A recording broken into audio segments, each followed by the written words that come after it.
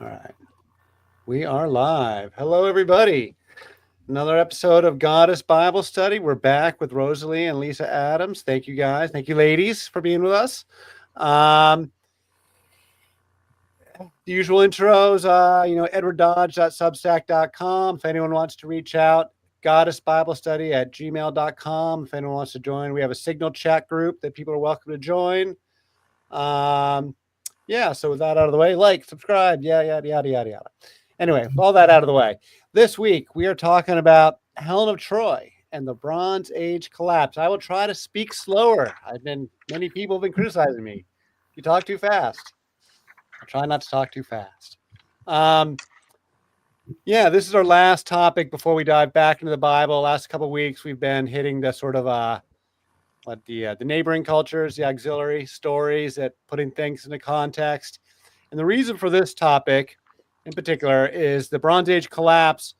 I firmly believe that the Trojan War and the Exodus are contemporary events to one another, like within a generation, not to say the same year, but like within the near time frame of each other, because they're all parts of the Bronze Age collapse, which we'll get into talking about. But that's what makes this interesting. And then Helen of Troy, we'll get into talking about, is maybe a real person. I don't really know. I don't really get into whether she's a real person or not, but she's a mythical figure. She's a demigod, just child of Zeus. And so her beauty is beyond mortal beauty. She is supernatural, and it drives men to murderous passions, and is a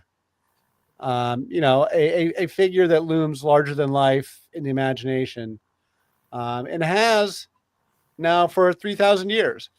She was a huge figure in Greek culture, and she has never left the consciousness of Western civilization ever since. It makes her a very interesting figure and a bit of an enigmatic figure, and very interesting. Does anyone have any comments before we dive in? I don't really actually have much prepared in terms of there's no big reading here. There's no big story here.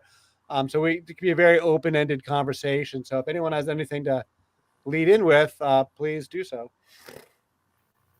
I just think let's get into it and then see what comes up, because there's some things that occurred to me in going through the material. So great.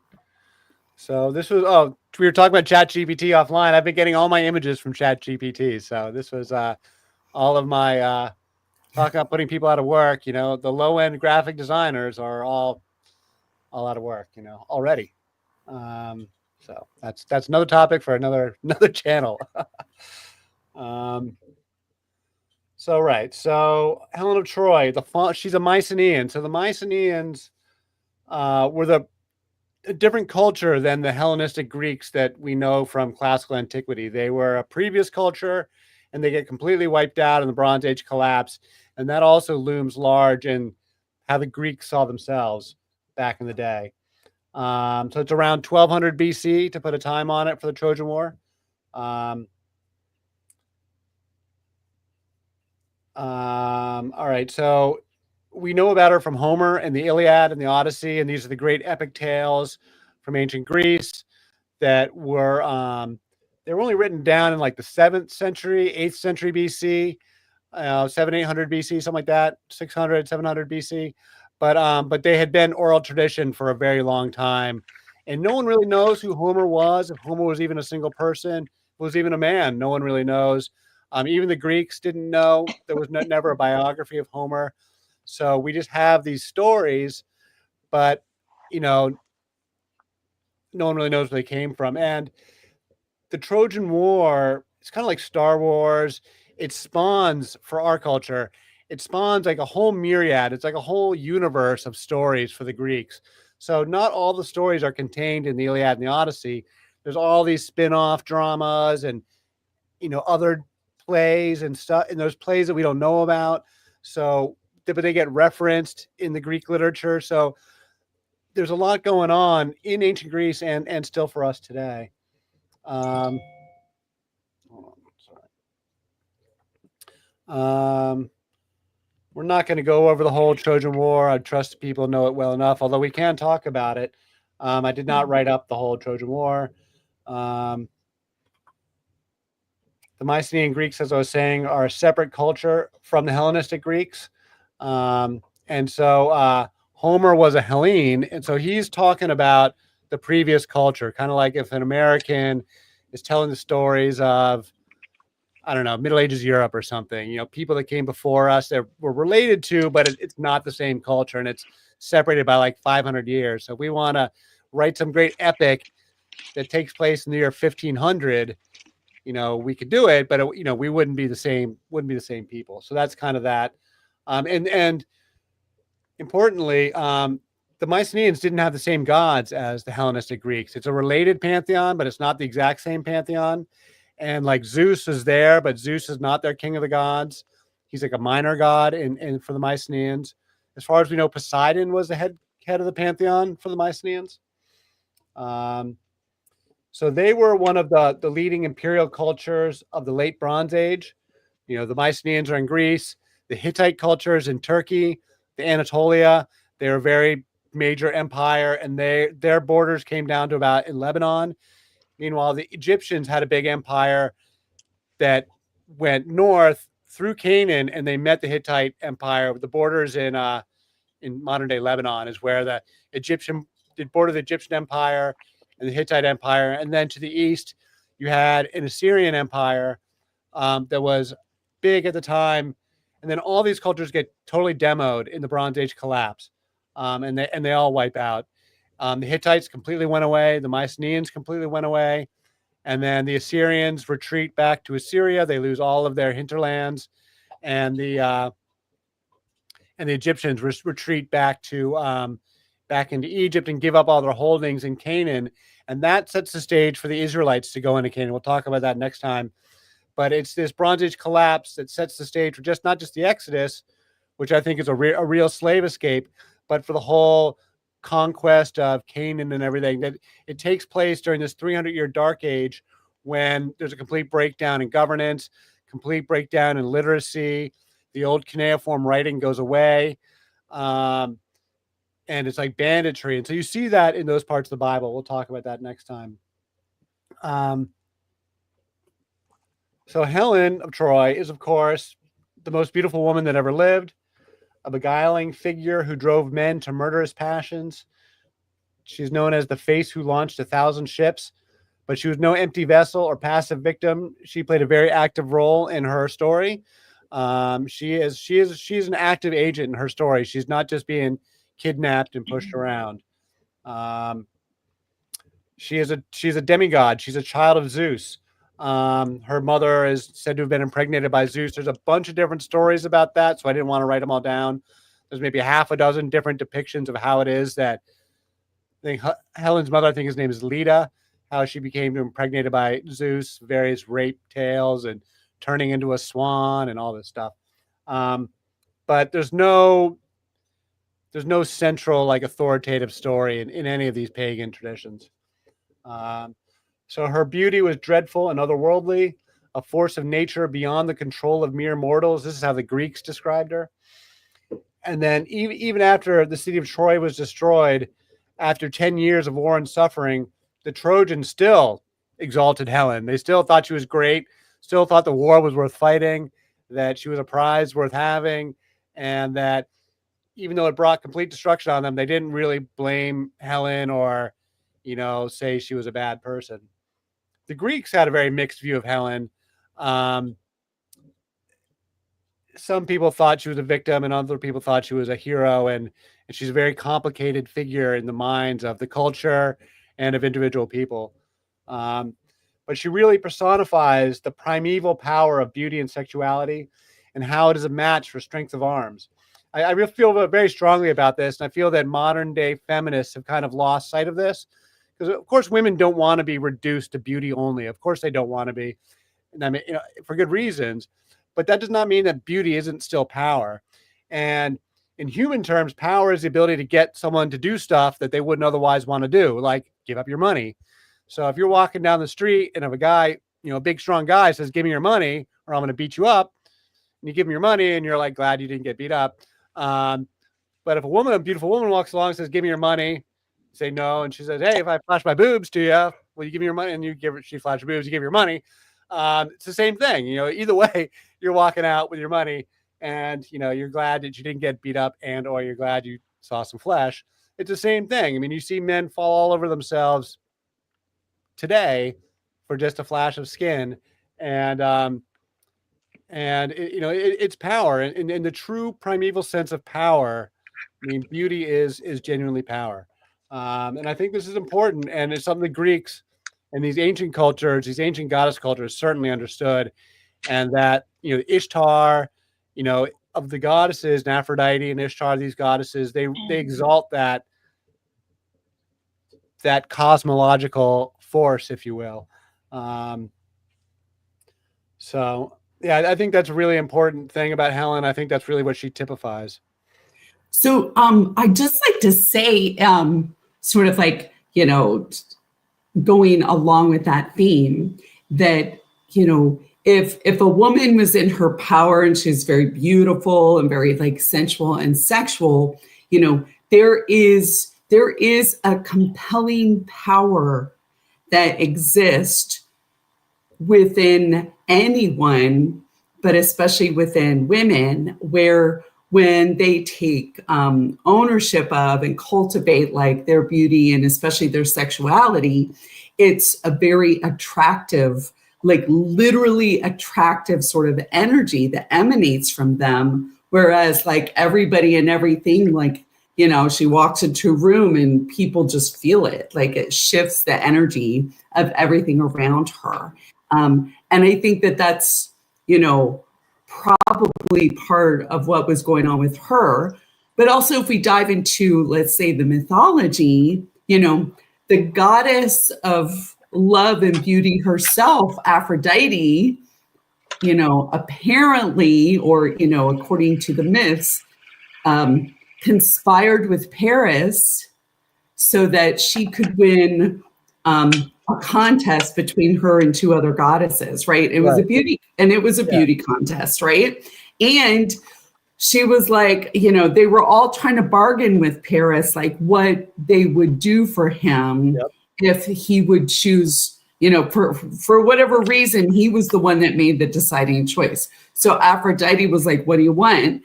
And he wanted the most beautiful woman in the world, and that was Helen. And so, you have to kind of wonder too, like if Helen had been, let's say, enchanted by Aphrodite, because like, would Helen have just fallen for Paris, by meeting him? Or did Aphrodite, like, I don't know, sprinkle some fairy dust and enchant to do some magic or whatever in order for Helen to be compelled towards Paris?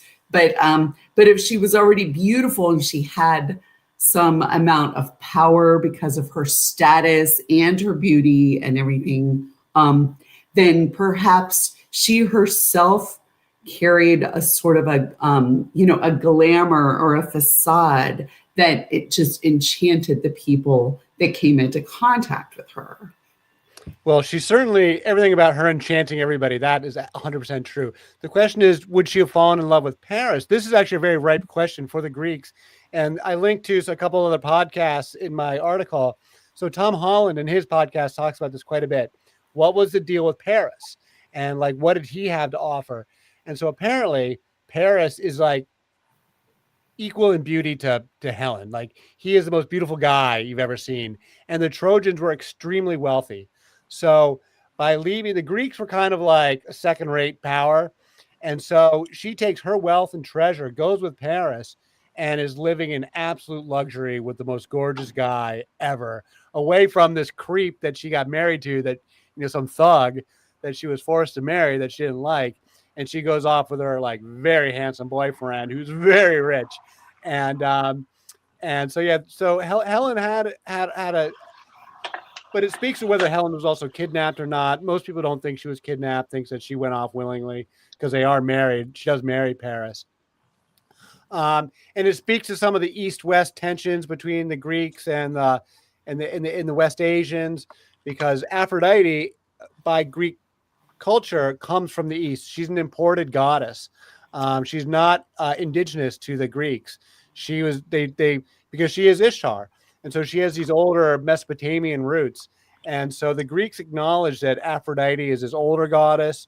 She's not part of the Olympian, or she's older than the Olympians, and she has Aphrodite is herself this very primeval goddess who's older than Zeus. Um, and so she has this raw power of her own, and that comes from the East, that the Greeks understood came from the East, and they're kind of roughnecks in the West. So I think that I do think Paris had some beguiling charisma of his own.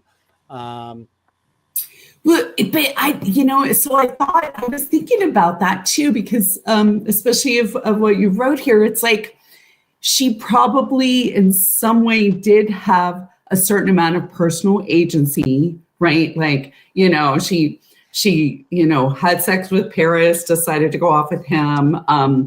She wasn't really into her Mycenaean husband, but also like in a way she's somewhat treated like some sort of prize or a possession by these men. Certainly the civilization of Troy sort of thought of her as a prize, right? Yep. Like, so she was still like, objectified, obviously. Right. She was like an object, a prize, something like that. So I just think the whole thing is really interesting. Because there's probably so many different subtleties that can be, explored. But I just, I wanted to say that from like the somewhat feminist point of view, somewhat just like from a woman's point of view. Certainly in that day and age, it seems that if things were precarious and maybe like on the verge of collapse, that this would also be indicative of like what you say about the matriarchal lines and female power as being on the verge of collapse as well. No, this is actually a really important point. This late Bronze Age is when we're seeing over the course of history women losing their agency and the goddesses losing their rank. And this is this inflection point. The Bronze Age collapse is really this inflection point where the women lose their power altogether. Because in the Iron Age, it's just the curtain drops on the ladies altogether. So Helen represents the last vestiges of the older cultures where women still had real power. It gets to the next point where she was the heir to the throne.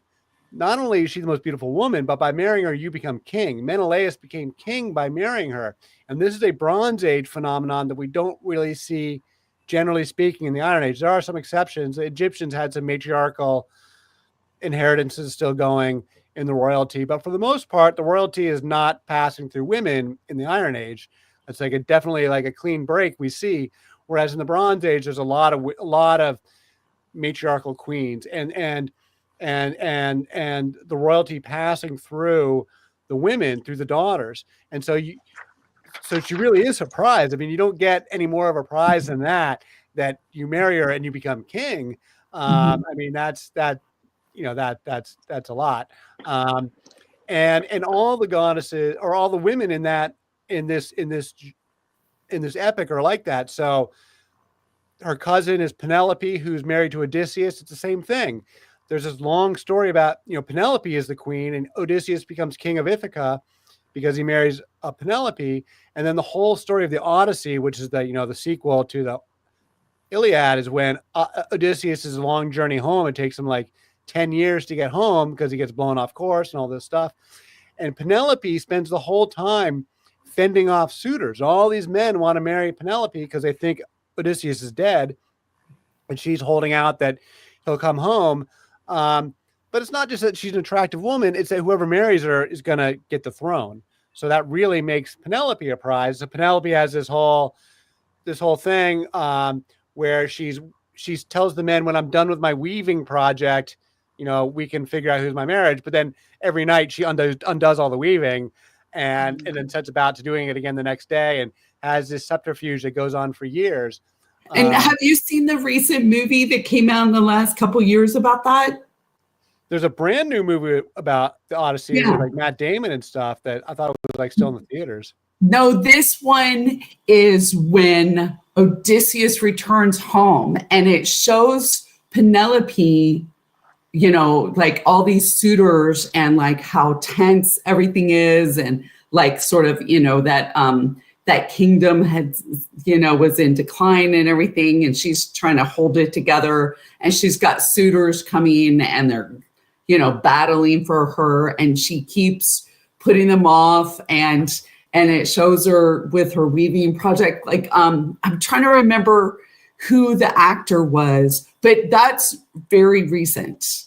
It might have been Liam Neeson. Very recent movie. I'll have to find it so I can tell you what it is so you can see that. But it's that story. And see, I didn't realize that Penelope, until I read your piece here, that Penelope was sisters with Helen, and I'm cousin. Okay. Because her sister is Clytemnestra, who has another very dramatic story. She's married to Agamemnon, who's Menelaus' older brother. And we're going to have a whole dedicated thing on Clytemnestra and Agamemnon, because that is really one of the juiciest stories of all. But we're going to get to that later. But I read about it in my book. So Clytemnestra is the younger sister, so she's not the heir to the throne. Agamemnon is the older brother of Menelaus, and he is the king of Mycenaeans. So he's the big king. He's like the big shot king of all of them. And so he gets the younger sister, comes to live with him, and he's the one who arranges for Menelaus to marry Helen through some subterfuge. But then Agamemnon's totally a thug, and he's the leader of the Mycenaeans, and he's pretty rough during the Trojan War. And when they win the Trojan War, all right, so there's a couple things that happen. We're going to have a dedicated episode on this, but the story goes that before they set sail, they have all the armada is put in place and ready to go. But Agamemnon angers, there's somebody on the line. Didn't he introduce meat eating to the people? I don't know who she's talking about there in that comment. So Agamemnon angers the goddess Artemis by hunting one of her sacred deer. And so she calms the winds and doesn't let the ships sail. And so Agamemnon's got to make a sacrifice to Artemis to get back in her favor. So he decides to sacrifice his daughter with Clytemnestra, who's like their heir. And so it's a human sacrifice. And the daughter's named Iphigenia, or Iphigenia or something. Iphigenia, I think, is a very complicated name to pronounce. Forgive me if I'm getting it wrong. Anyway, he tricks Iphigenia and Clytemnestra to come to the camp, telling him that you're going to marry Achilles, who's the great hero of the Greeks. And so, you know, the ladies are all excited that she's going to get to marry Achilles. And then they show up at the camp, and everyone's forlorn and sullen and down in the mouth, and it's not a big celebration. The ladies are like, what's going on here? I thought we were here for a wedding. And then they find out that no, they're here for a sacrifice, and Iphigenia is going to be burned at the stake. And they're very upset, obviously. And Achilles gets very upset because he realized that he's been roped into this without his knowledge. And so he almost kills Agamemnon on the spot. But Iphigenia actually she decides that if this is what the gods demand, and she goes to her sacrifice willingly, and she dies, and that pleases the gods, and they're able to set sail to Troy. But Clytemnestra never forgives Agamemnon. So she spends the next 10 years burning with rage at her husband, and she never forgives him. And while he's gone, she sits on the throne, and she has this lover who is like the acting king. And so when Agamemnon returns, so then Agamemnon, he captures as a war prize after the Trojan War is over, he captures Cassandra, who's a very famous character. Cassandra is the one who has this curse where she can see the future, but nobody believes her. Yes. And so he takes Cassandra back as a concubine, war prize, and brings her with him. And they come back to Clytemnestra's house. You know, and Clytemnestra tricks Agamemnon into thinking that he's welcome. She she pulls down all the royal purple tapestries off the walls and lays them down on the ground for him to walk in on, like this great big honor and everything. And Cassandra's like, don't go in the house. Don't go in the house. She's going to kill us all. But Agamemnon's like, look, she's treating us great. Of course it's going to be great.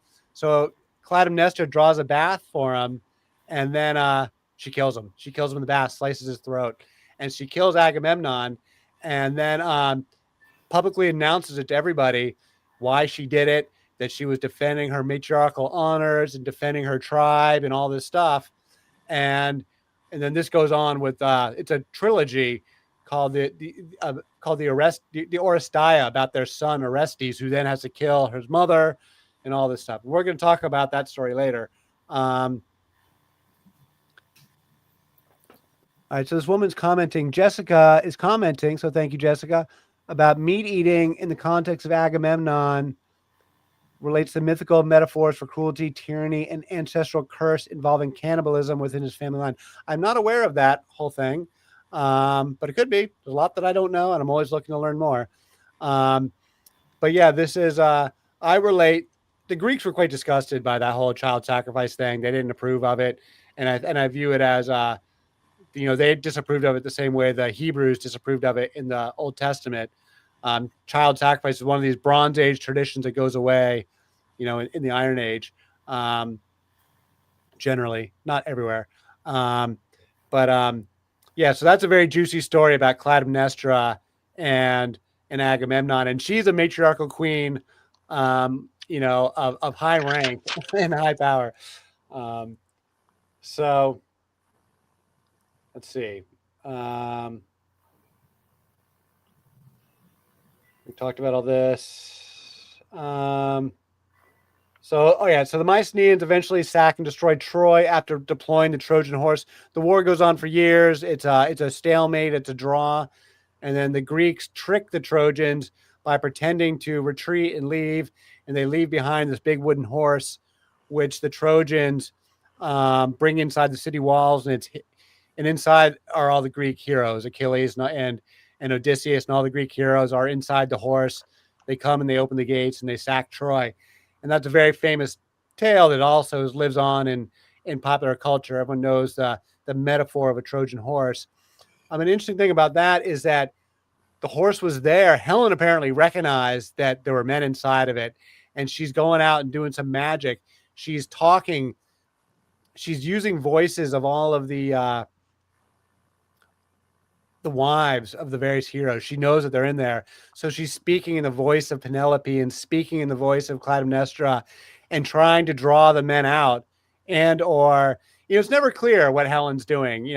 She's a very ambiguous character. No one really knows where her loyalties lie, or her loyalties to the Greeks or to the Trojans.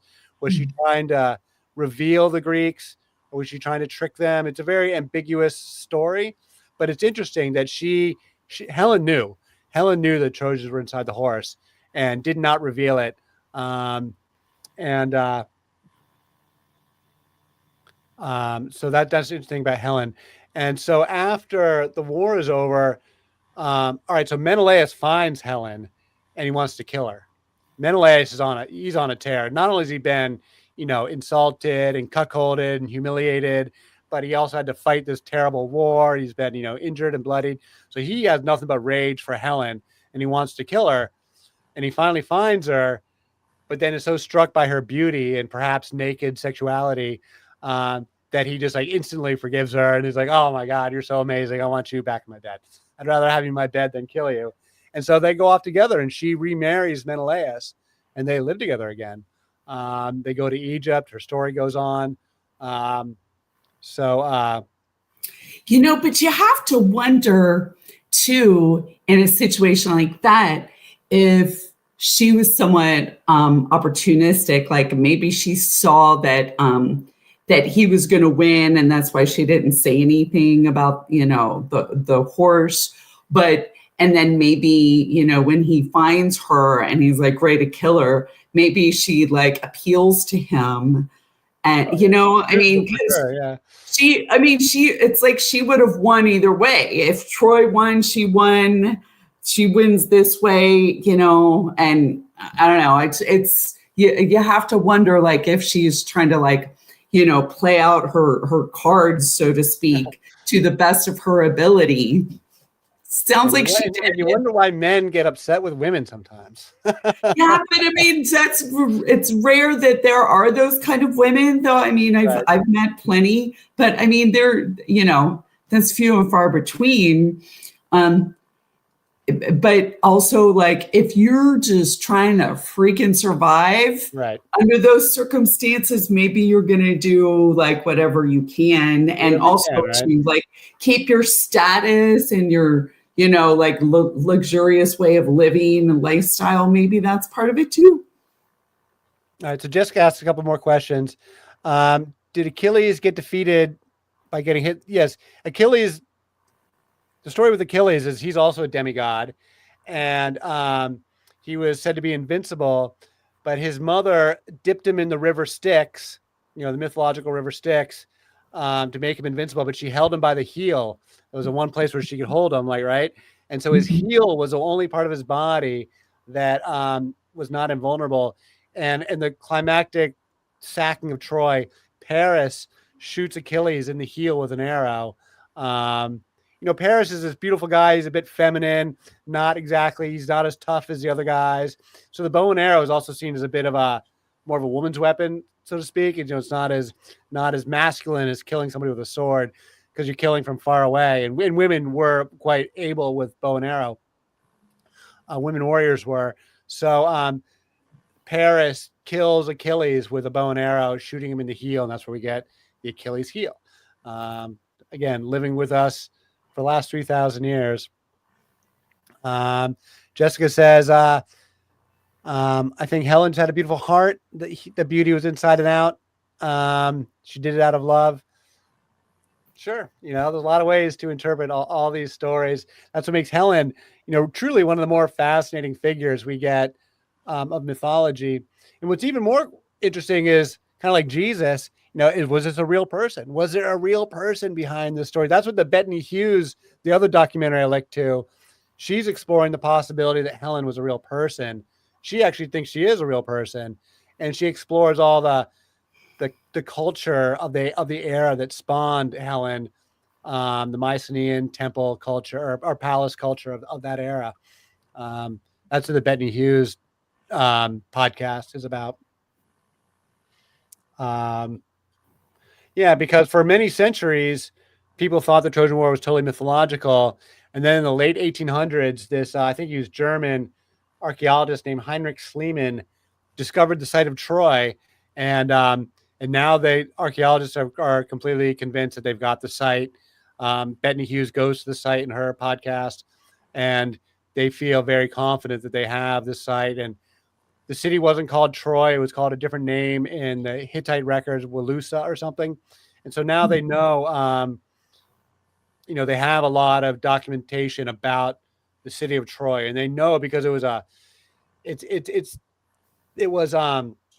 strategically located right at the mouth of the Dardanelles that takes you into the Black Sea. And so it made it this key strategic trading point, which is why the Trojans were so rich.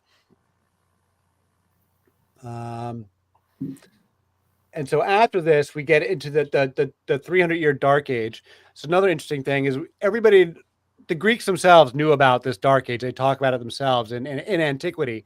So we've always known there was a Dark Age in Greece, but the modern scholarship has only come to the conclusion in recent years that this collapse extended across the entire Mediterranean, or the entire Eastern Mediterranean, and was much more dramatic than just a bad time in Greece. And so out of it, when we come into the Iron Age, the Hellenistic Greeks, all of our classical antiquity, including the phonetic alphabet, comes out of the Iron Age and out of the Bronze Age collapse.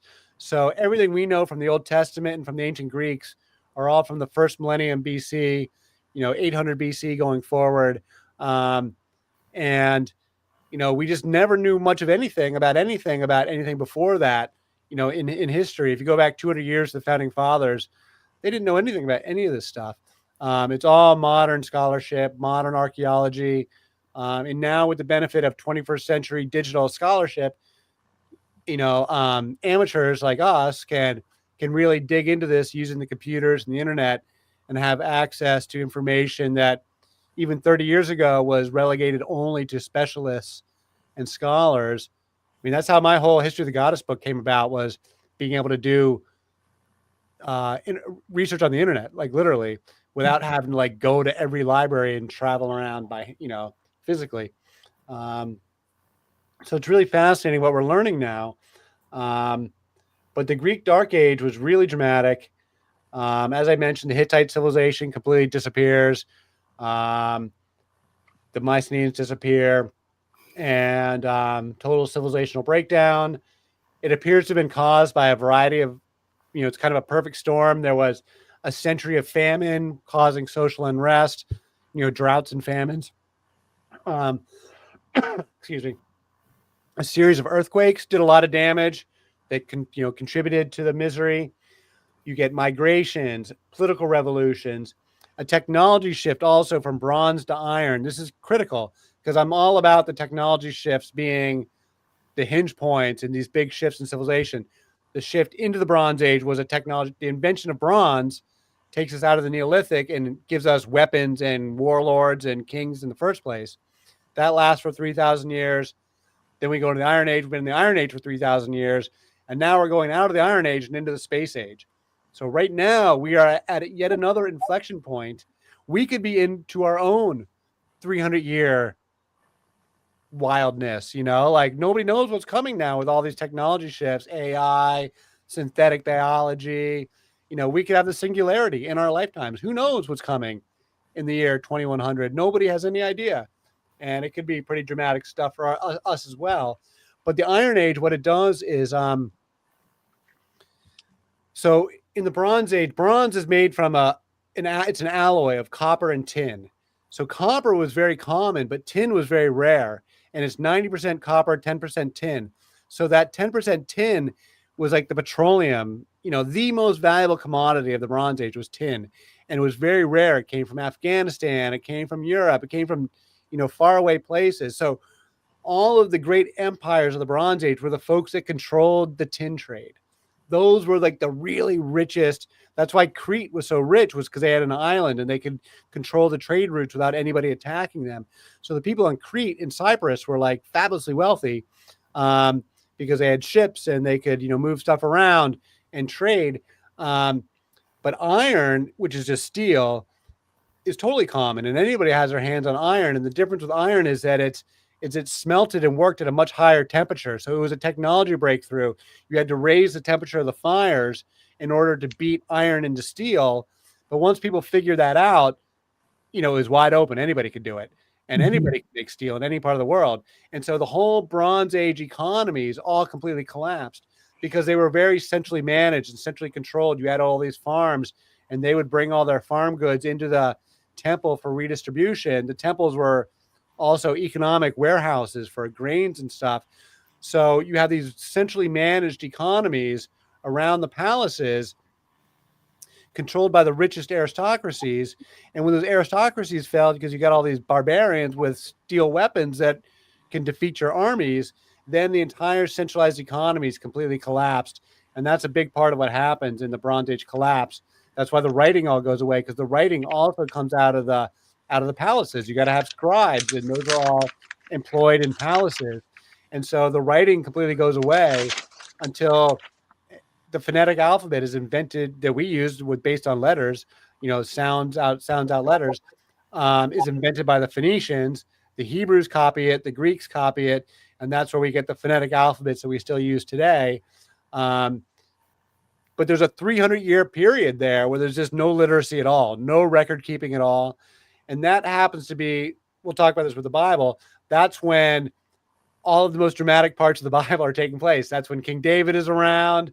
That's when the United Kingdom of Israel, if it did exist, it was during this period of illiteracy. That's why we have no records of it one way or the other. We don't know who was doing what in that time period because there's no literacy at all. And literacy comes back around 850 BC. That's when we start to see it again. And so from 850 BC going forward, then we have good records because they start making coins with the names of the king on the coin. and we find these old coins, and so we know who the kings were in the various places, and we have at least some kinds of record keeping that we can put stuff together. But from 1200 BC to 900 BC, no records at all. A little bit in Egypt with hieroglyphics, but those were never used for letter writing. That's just used for monuments. There's no letters being written by anybody anywhere for like 300 or 400 years.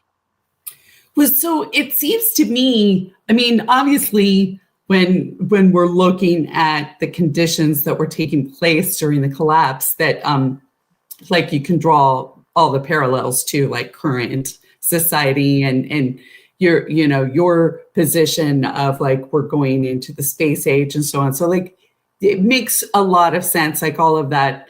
It makes sense, right? Because that's like the cycle and the way that things work. And but it also makes sense that if there was this really dark period for a long time and people were suffering and hungry, and there wasn't a lot of hope, and the old gods were pretty much like failing people, and there was sort of this opportunity or this ripeness for, as after things started to maybe level off a little bit, but it was ripe for like, this new idea, this new like sort of monotheistic idea to come in. Absolutely. And like take over, because people needed something. It was like new and fresh and shiny, right? Like that makes a lot of sense. Absolutely. Absolutely. It's one of my major thesis points is that one of the oldest passages of the Bible from the oral tradition is the Song of Deborah, which speaks to like matriarchal tribal culture during this time period. It's during the time period of the Judges, which is this anarchic time period. And Deborah says, when there was banditry on the roads and the people lived on the hilltops, I'll quote it when we get to that time. We'll do a whole topic on it. And she says, when the people chose new gods, that's one of the lines. And Yahweh is one of these new gods. Zeus is one of these new gods. This Olympian pantheon in Greece are new gods. They're young gods. They talk about it in their mythology. They say we defeated the Titans, the older gods, and instituted a whole new regime where they devalue the goddesses and make them all subservient to Zeus, which is, again, big shift between Bronze Age and Iron Age. The Bronze Age goddesses are not submissive at all. They're not submissive to their husbands. They're not submissive to their fathers. The ladies are telling the men to, piss off, but not in the Iron Age. In the Iron Age, all the goddesses, with a few exceptions, are generally speaking submissive to Zeus and the other, alpha male gods. And that's a big shift that I think the academics have totally missed. One of my big critiques of academia is they've missed this transition from Bronze Age to Iron Age and how the roles of the goddesses shift from the Bronze Age to the Iron Age and how that reflects the cultural devaluation of the women in the societies. So yeah, or also another thing that's happening is the sea peoples. So part of this refugee crisis is all this the sea peoples are a mixed crew of people from the Aegean that sack and destroy every city on the coast, starting in the north and heading down south. So they sacked the city. Last week we talked about Ugarit and the Baal cycle. That's one of the cities that was destroyed, that when it was destroyed left all these dramatic records of like the barbarians are at the gates, send help. And like that letter is like found in the collapsed kiln that they were getting ready to send out, because Ugarit is one of these cities that got destroyed. And so then the sea peoples attack Egypt multiple times, and the record keeping, like the images depict them as like refugees, like they're coming with their families in tow, like with their women and children. The warriors aren't just warriors, they're coming with whole families to move there. And so there's a big battle in 1209 and another big battle in 1177. And I argue that that's the years of the Exodus, that the wandering in the desert. The Bible says 40 years, that this is 32 years. So I think it's close enough. And it makes sense because after that second war in 1177, that's when we'll talk about this next time, but that's when all the Egyptians had been ruling Canaan with an iron fist, but Egyptians were withdrawn from Canaan. So that's when the Philistines show up in the historical record, and all the various other groups that are named in the Old Testament, including the Israelites, all show up after 1177, after the second big war. The Philistines are thought to have been descendants of the Mycenaeans that end up in today's Gaza Strip, basically, settling on the coast, and it become were very powerful people in their own right for for a length of time. So bop it up, bop up. Yeah. So yeah, we can just talk. It's kind of I kind of went through all the things I mentioned in my article there. So Well, I wanted to mention that I did look up that movie I was talking about with Odysseus's return home, and it's called The Return. It was last year, 2024, and it was Ralph Fiennes. right. And as Odysseus returning home, like just battle worn, right? And then Juliette Binoche plays Penelope. Okay, and was it good? It was like brutal. Actually, it was pretty brutal. I think like I shouldn't say too much more, but like it feels like that's probably what it was like. It was brutal. Right. Yeah. Yeah. It's a brutal time period. And like I love these like Alexander the Great and watching these other films about those times and the warfare. And I'm always thinking to myself, like, how did people survive, one battle after another? It just seems crazy. Like all the just, going out there with a bunch of swords and like hacking each other to bits. And, and some people were apparently quite good at it and were able to go into battle after battle after battle and be a victor. Are these just like the NFL players of their era, or like, because I don't think I'd fare that well. I'm kind of a small and skinny guy. I don't think I think I'd be more of a priest in those days. It seems, it seems brutal, and it just seems like such a such a tough world in that era. And all these empires, the Assyrians were like just meant to be so brutal, and the Roman Empire was incredibly brutal. So we take for granted like I don't know, just like mass slaughter, killing entire towns. Alexander the Great killed everybody in the city of Tyre, like 30,000 people in a single day. They just slaughtered everybody. It's wild. It was swords, like all like up close and personal, not with machine guns. Like you had or to get right up in drones their face, or bombs. Right. Right. It's like totally different. Absolutely. A lot bloodier. Yeah, and a lot more intimate. Yeah. Yeah. Wow. Well, that movie's worth watching. I mean, and I seem to recall maybe it was like 10 or so years ago. There was a really beautifully cinematic movie about like Helen of Troy. What was it called? Was it called The Fall of Troy? I think. Even the one with Brad Pitt where he's Achilles. That's the one. Yeah, that's the one that I'm thinking of. I was just going to say Brad Pitt was Achilles. That was a beautiful movie, like just from a visual perspective too. That is a pretty good movie, I think, and it's pretty faithful to the story, relatively speaking, by Hollywood standards, and beautifully well shot. Eric Bana plays Hector. What's his name? Legolas. What's his name? He plays Paris, the actor who played Legolas in Lord of the Rings. What's his name? Who was married to? I can picture him. He was married to Carey until just recently. His name. He's very handsome, very, very much so, right? It's all these same guys playing all these heroes and so on. But I love all that stuff. And are there any good movies about the Iliad and the Odyssey, or at least the Odyssey? Because I'd love to see more good movies about the mythology. Yeah, it's the kind of one where like the older Hollywood folks attempted to do it, but they're always like laughably silly by the special effects, like from the 50s and 60s. And so you'd like to see with the modern production values, do these stories some justice. I feel like Hollywood nowadays isn't much for like soul or spirituality. So they are producing a lot of crap, even though the technical capabilities are incredible in Hollywood right now. I mean, the visual capacity is better than ever.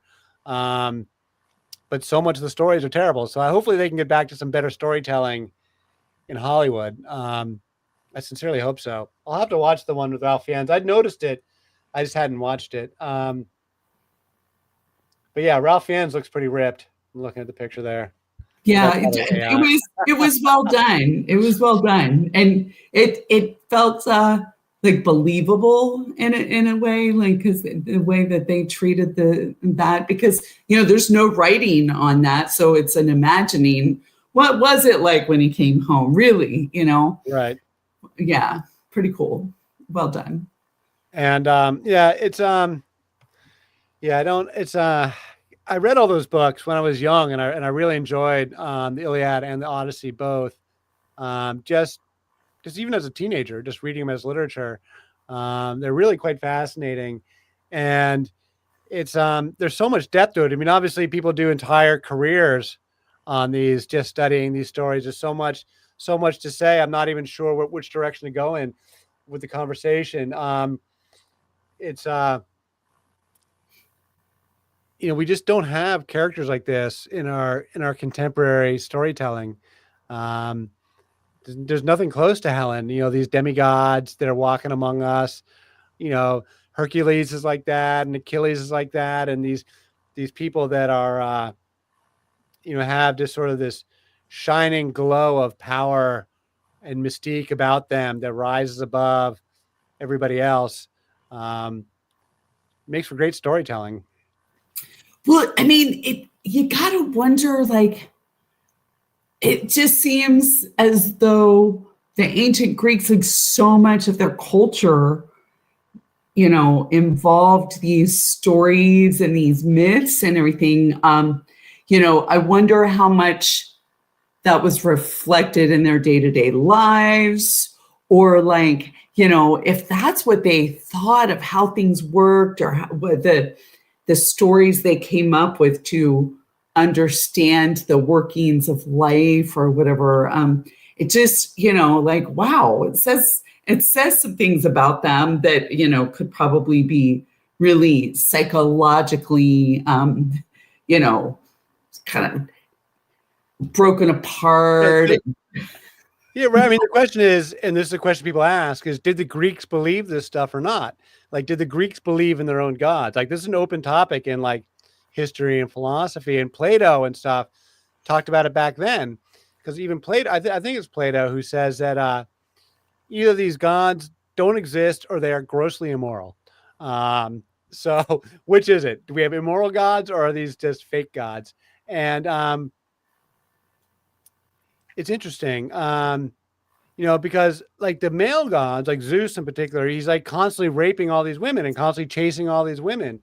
Yeah, I mean, he's totally a womanizer, and it didn't matter if it was a human or a god. Like, he was gonna have what he wanted, and he fathered goodness knows how many children as a result. So I do want to say, though, the marriage of Zeus and Hera, I do think the mythology of it was reflective in their cultures, and was reflective of the attitudes that an alpha male man had about what sexuality was available to him as an alpha male. And that basically, as an alpha male, you were entitled to all the sex you could get your hands on. And that this is an attitude, married or not, and that this is an attitude that is played all the way into contemporary society. And that the wife of the alpha male who's out there philandering, Hera's role in all of these stories is she gets mad at Zeus, but only privately. But in all of the stories, Hera goes around and destroys the women. She chases the women and hounds the women into misery. In every story after story, Hera, after finding out that Zeus has been philandering, goes and destroys the women. And some people may take offense to this, but it was pointed out to me that this was exactly typified in the marriage of Bill and Hillary Clinton. that Bill Clinton was running around as the alpha male, grabbing all the women he could get his hands on. And every time it got exposed, Hillary went out and bashed the women. She never bashed Bill publicly ever to this day. She bashed Jennifer Flowers, she bashed Monica Lewinsky, and all the rest of them. She's always covering for Bill at every turn, just like Hera and Zeus. And that was pointed out to me, and I've never been able to shake that image of like that their marriage.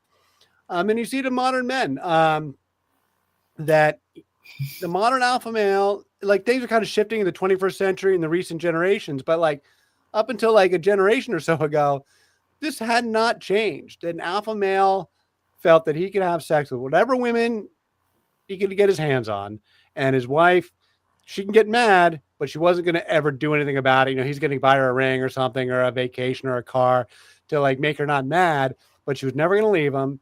And that has only shifted in like, you know, contemporary generations, but like that played through for 3,000 years. But you know, part of the reason for that too is because women didn't couldn't get a credit card or have credit. They couldn't own property or whatever. So they had to maintain their status and, you know, keep their husband looking good and, you know, like keep his status up because his status was her status, right? So that a smart woman knows that she has to, you know, kind of lift her husband up and keep him intact because that was how she was protected and her status. And that's the structural society of patriarchal society that puts women in that position at a structural level. Whereas in the matriarchal cultures, when the man goes and lives with the woman's family and the women are keeping the babies, it's an unhappy marriage. They just kick the man out and the woman was just fine.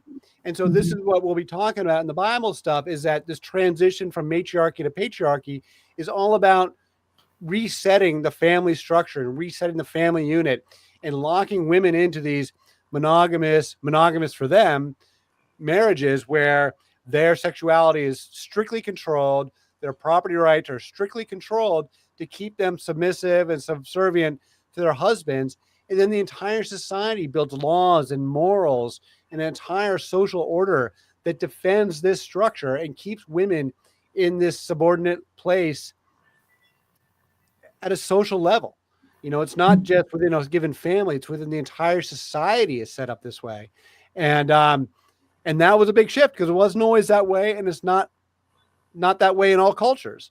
I mean, we still have matriarchal societies around where the women keep the babies and the women stay together and the man goes and lives with the woman's family. And when it's if it happens to be an unhappy marriage, they give the man the boot and the woman's just fine. And I don't think people in the general public has sort of caught on that is like a concept that is still viable. I mean, you could still have it. I mean, the society needs to shift, but there's no reason, there's no physics that says we couldn't still do that in the future. And maybe in the space age, we will do that. Well, there are people that are sort of like structuring their families and their relationships similarly. I do know people that, you know, do that. People are playing with it now, right? For sure. In the 21st century, people are starting to play with this, but it's on the fringes, it's on the margins. It's not like a big social order thing, you know, and it's going to be a big fight. It'll be a big fight that'll play out over generations. I think it's begun given the fact that so many women are actively choosing right now because of the laws and everything, like not to procreate, not to have sex, you know, to live a sovereign life without having like a male partner or getting married or whatever, in order to keep their, you know, everything intact and to have say over their lives. And, you know, that not getting pregnant, the not having sex because, like, you know, abortion is, you know, restricted, a lot of different things, you know, are happening. And that misogyny seems to be rearing its ugly head like big time culturally, not even just here in the US, but across a lot of cultures. Yeah, the reactions are going to be hard fought. People Yeah. react against it. So Rosalie, you haven't said much. You have anything you want to chime in on all this? No, I'm just listening this evening and then loving it. It's fascinating. All right. Yeah. So I do think things are shifting. I do agree with you, Lisa. And I do think it'll play out over generations, and you can expect it to be conflict. You can expect the people espousing the old values to not give them up easily. The Christians and the Muslims, they're not going to go down without a fight. The white supremacists are not going to go down with a fight, not going to go down without a fight. The imperialists are not going to go down without a fight. No one's given up power. Like, power does not give up power voluntarily. It has to be taken. If there's any lesson in history, it's that. And so as these things shift, it's going to be hard fought. It's going to be interesting. It's going to play out over a long period of time. Some of it's going to be very subtle, and some of it's going to be very dramatic. Yeah, big time. Yeah, one thing I will say about the power needs to be taken, I mean, that's not always necessarily true. I mean, like yes, Lisa, there's a whole band of us women who would rather be alone than to submit to this rising misogynistic patriarchal culture that is rearing its head again. But then there's, a whole band of, I'll just say women. I happen to know, I happen to have birthed one, who are moving into the proudly trad wife roles, and complete with the Little House on the Prairie ruffles, and then wearing those ruffled things like with pride. And so that's just a really weird phenomena. And like, maybe it's like back to when, we couldn't get a checking account without a man. It's like a survival instinct. Do you know what I mean? Like, it's fear-based thing, but it's very, very real. All the different factions and responses to this space age, and and what's happening with the divide. So, yeah, they're surrendering. I'd like to hear a little more from you ladies about like the power of beauty and how it is from a woman's perspective.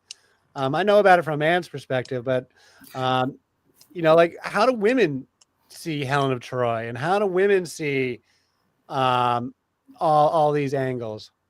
Well, I want to say another comment I had earlier, when they were trying to get the approval of, who was it? They were like trying to get the score for the most beauty of them all, and they were offering a god. Aphrodite, Hera, and Athena.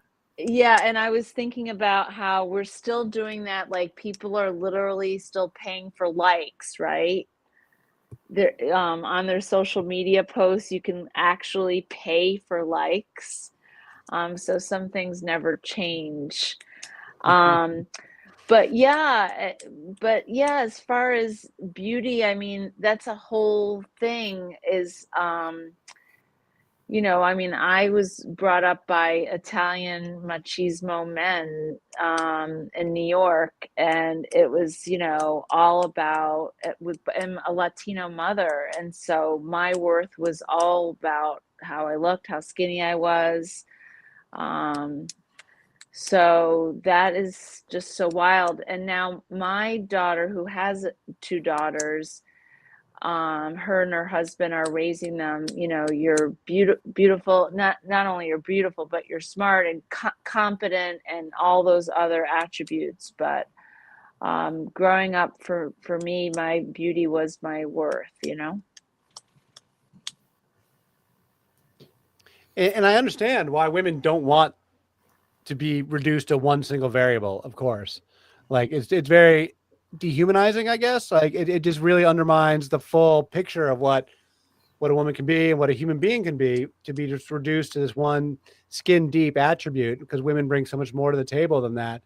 It doesn't mean beauty isn't still power, but it is, there's women bring so much more. So I do think that, Yeah, it's a very complicated relationship these days. I also want to say, like I'll never forget in like college, some of the most brilliant women, when we went out socially, would play dumb because they didn't want to intimidate, they wanted to like catch a man, and you couldn't do that if you were like too smart. So you had to act like you weren't intelligent, like you had no brain. You're just a body and a, play thing. A lot of women, brilliant women I witnessed playing in like, so again, it's this thing about power. It has to be like taken, not given. I mean, I that's not the way I see it. I feel like women over and over again, we've surrendered, I guess, as a tactic for survival in a way, perception of how we're going to just survive in this society. But we see both, I know Lisa and I are part of the warriors. We're not going to submit. We'd rather be alone. But I think that's so interesting though, because I mean, I wasn't around women who decided to like play dumb, but I can say that as a woman who has always, I mean, I've really been blessed to have, this physical beauty and health and everything in my life, that I've seen the effects that it has on people. And one of the things that I've noticed too is like, of course, there's the unwanted attention, that feels somewhat threatening, or like too much exposure makes me feel vulnerable. Not as much now because I'm older, because it's like when I was younger, that was a big deal. But also having to, or feeling the need to sort of like not dumb myself down, but sort of try to bring myself in and make myself a little bit, say, not so bright, not so bold, in order to make other people more comfortable around me, whether that was men I was in relationships to and with, or other women that, I would want to be their friends, but they felt like threatened or intimidated. And, I would never had a like, oh, I want your man kind of a thing. I'd like always much rather be friends with a woman. Like, I didn't give a shit about her man or whatever, but women would feel that sort of threat or perceive a threat. And so I felt like I had to kind of like morph who I was, or bring my energy in a bit and sort of dull down in order for them to feel more comfortable around me. Now, I won't do that anymore. I haven't for a long time, but that speaks to partially the power of beauty, Ed, as what you were referring to. But it also, I don't think it was just beauty though. It's, it's confidence, it's intelligence, it's, moving in a certain way and taking ownership and that sort of thing. But, up until maybe a few years ago, I know I did that in my last relationship, and that was stupid. And it was just, because he would feel threatened, or didn't know how to sort of comprehend the wholeness of, everything that I brought to the table, like, the package, if you will. Like, here I am, there's a lot here. It's big, it's powerful. And, you might be intimidated by it and don't know how to really confront that, or what to do with it, or how to just behold it, so that's been part of my personal experience. Yeah, I've observed similar things. A woman I used to know who was strikingly beautiful and extremely brilliant, like the highest IQ person I've probably ever met in my life. And she had these very, very striking looks that would draw attention everywhere she went. Just like she wasn't even trying, didn't even put on any makeup or anything, just straight black hair and just comb her hair. But everywhere she went, she drew looks. And then when you get to talking to her and you realize she's like the smartest person in the room, we're talking like Ivy League research, PhDs. She had real trouble getting along with people. She had real trouble getting along with women. Like women did not like her. Like you could be beautiful or be smart, but if you're beautiful and smart, then other women just instantly did not like her. And I was, think it was a problem.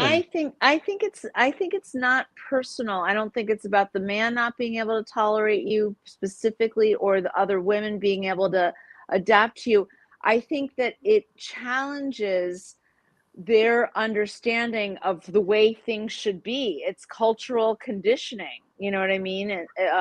That's very, very potent and powerful. I mean, so this is a new wave. The future is feminine, reclaiming these old matriarchal ways. These are the conversations Lisa knows we're having in these new women's circles, about having to break the chains of the conditioning, post Iron Age. Well, I think it's a both and, because everything that is micro is macro and vice versa, right? So there is a conditioning, and with a patriarchal conditioning, especially, there is a sense that is bred and understood as you have to win and you have to succeed, and like it's a competitive situation. Yeah, that. So women have bought into that, and goodness knows, a lot of us have done a lot of deconditioning around that, because we'd much rather, we see the value in women's work and contributions and women's relationships, and we are so nurtured and nourished by that. But I think it's like, yes, it's macro, but I think it's also, then we experience it in those sort of more personal micro situations.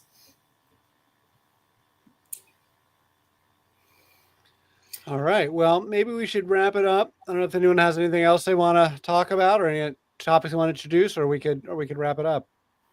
Well, I think it's interesting that we got a chance to talk about beauty in this case. And I think it's going to have me percolating a little bit more on that.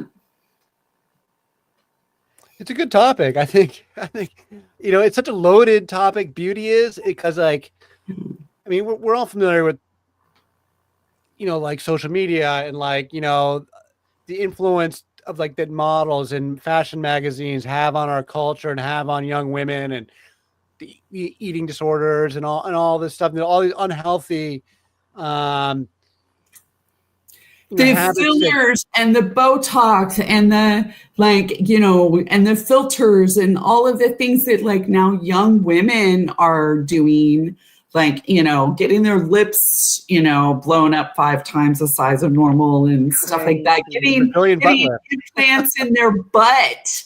That's such a popular thing. I'm blown away by how popular that is. I'm like, I know, right?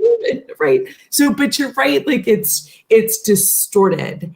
It's very distorted. Exactly. Yeah. So how does society reclaim like a healthy sense of beauty and not a fake sense of beauty? I think that's an open question. I think it's really an open question. All right. Maybe on that note, we'll leave it with an open question. Okay. Sounds like a plan. Awesome. Okay. All right. Thanks, ladies. Awesome. Thanks, Lisa. Great. Thanks, Rosalie. Thank you. Love you guys both. Okay. Bye. Have a good night. Bye. See you soon. Talk to y'all later. Bye.